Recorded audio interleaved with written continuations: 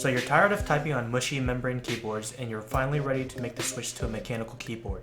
However, mechanical keyboards can be a really expensive purchase and maybe you can't or don't want to throw down a whole lot of money for one. Well, I've got the Redragon Kumara K552 mechanical gaming keyboard, and let's see what kind of mechanical keyboard $40 will get you.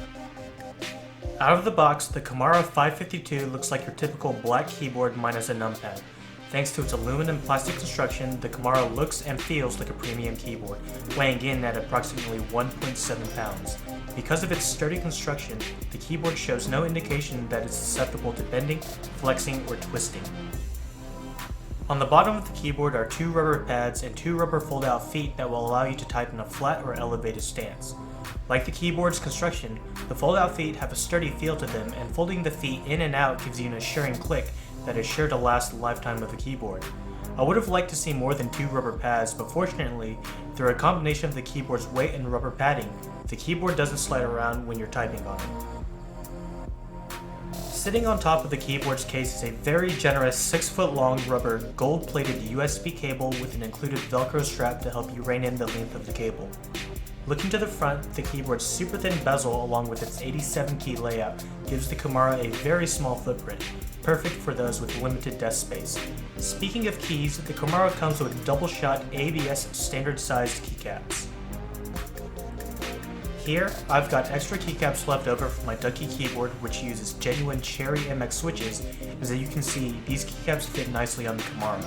Finding a keyboard at this price range with standard-sized keycaps that fit on Cherry stems is a huge plus in my book, because if you ever want to replace the keycaps and change the look and feel of your keyboard, you can easily grab a standard keycap set and swap them. Underneath those keycaps, you'll find Greetech blue switches. Up until this keyboard, I've never used any type of mechanical switch except Cherry MX switches, so I was curious to try a Cherry MX clone.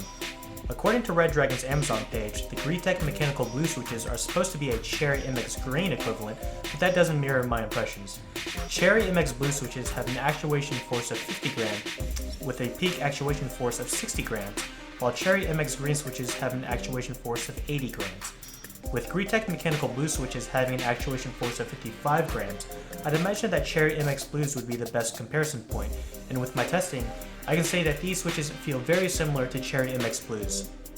Personally, I type on Cherry MX brown switches, but I do have a key tester that has a single Cherry MX blue stem, and after spending a week typing on the Kumara, my final impression on the Greetech blue switches is that they sound and feel like a louder, slightly harder to press version of Cherry's MX blue switches, but have a slightly more pronounced bump when the key is traveling down, so take that impression as you will. Be warned though, this is a very audible keyboard. Take a listen and see how the keys sound compared to a Cherry blue switch.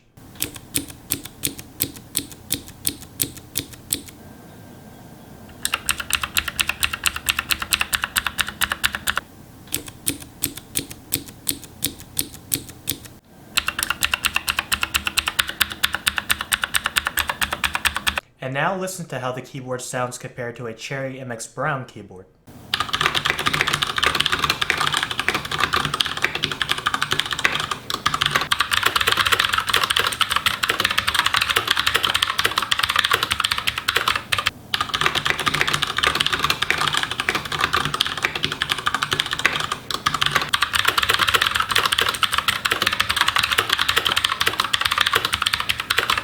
On the top row of the keyboard, you'll find a variety of numerous multimedia keys.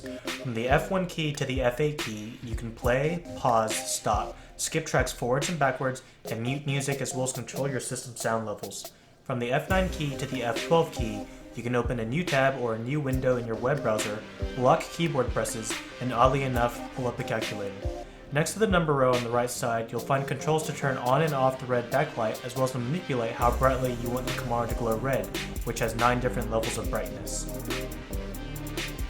On the bottom row is a Windows lock key, an essential inclusion to any keyboard marketing itself as a gaming keyboard. In addition, the WASD keys are imprinted with arrows, while the arrow keys are imprinted with WASD lettering, allowing you to replace the glowing WASD keys with glowing arrow keys and vice versa if you want to do such a thing. In terms of looks and layout, I really like this keyboard except when it comes to 2 things. 1.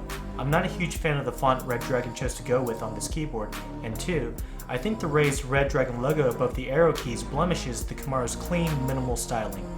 Admittedly, these two things are very small things to nitpick, and taste is subjective, so you may not take issue with this keyboard where I did. All in all, I really like this keyboard. As my first experience with a keyboard using Cherry MX clones, I have to say that I like the hard tactile feel of 3-Tech Blue switches, and I love hearing the click-clack of the Kumara while it is in use. I can't say right now how durable these switches are compared to a genuine Cherry switch that's rated for 50 million presses, but currently I haven't run into any issues with faulty steps. The Kumara K552 is a well-featured compact keyboard with an excellent build quality that for $40 makes me question the pricing of other mechanical keyboards that cost twice as much, if not more, than the Kumara. If you're looking for a mechanical keyboard that won't break your wallet, the Redragon Kumara K552 is an excellent choice and a fantastic value in the world of mechanical gaming keyboards. That's going to do it for this video. If you like this video, please hit like and subscribe, and if you have suggestions for other types of keyboards or tech I should check out, please let me know in the comments below.